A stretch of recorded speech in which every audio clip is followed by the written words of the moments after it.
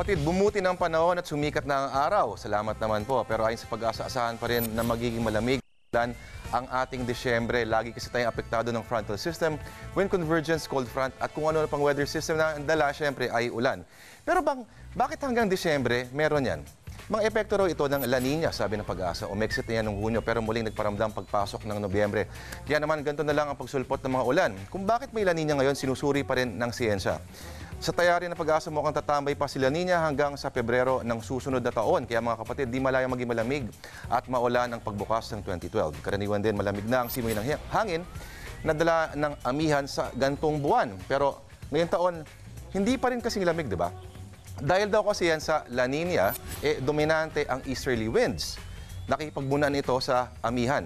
Kaya ang hangin amihan, imbes na maramdaman sa buong bansa, dito lang po sa may northern Luzon. Doon lang tuloy malamig. Pero maiba tayo mga kapatid, madugo ang buwan ng Disyembre sa ating kasaysayan. December 1941 dumating ang mga Hapon sa Pilipinas, ilang oras matapos ang paglusob sa Pearl Harbor.